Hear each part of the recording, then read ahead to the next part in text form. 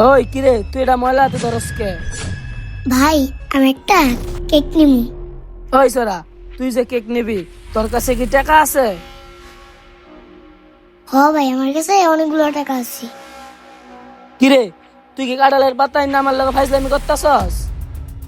না ভাই, আমি সত্যিই কেক নিমু, আপনার লাগে ফিজলামি করতেছি না। ওই সরা, তুই ফাইজলামি করতেছস না, তাহলে কাঁঠালের পাতা লইছস কেরে? এইলো তোর কাঁঠাল পাতা, যা তোর বাপ মাত্র টেয়া লয় আয়, তারপরে কেক দিমু। ভাই আমার তো মা বাবা নাই। তোর মা বাবা নাই মানে? তোর মা বাবা কই গেছে? আমার বাপে আমার মায়ের তালাক দিয়া থুয়া গেছে গা। আমার মাইও আমার বেলায় অন্য জায়গায় বিয়া হয়েছে। হায় আল্লাহ, আজকাল মা বাবাও কত স্বার্থপর। এত সুন্দর একটা বাচ্চা রাইখা অন্য জায়গায় যায় বিয়া বইছে। বাচ্চাটার মনে হয় জন্মদিন পালন করার ইচ্ছা জাগছে। যাই হোক, আমি একটা কেক দিয়া দেই। এই ভাই, আরে ভাই, আপনি কি দেখতেছেন? এই ভাই, কি রে ভাই, আমি কতক্ষণ থেকে আপনাকে ডাকতেছি, আপনি ওইদিকে মনোযোগ দিয়ে কি দেখতেছেন? আরে ভাই দেখেন কত বড় অবদার্থ। দেখেন ভাই, দেখেন ভালো করে খেয়াল করে দেখেন। দেখছেন ভাই, ছোট বাচ্চা ওরে ইমোশনাল ফলাইছে, আর ওয়ও ইমোশনাল পইরা কেকটা ওরে দেয়া দিব।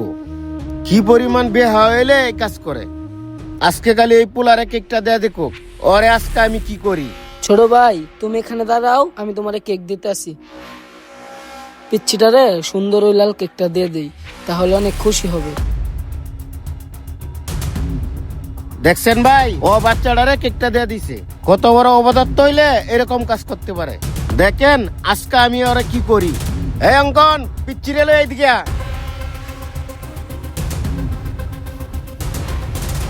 মহাজন, কিছু বলবেন? কিছু বলবো না মানে?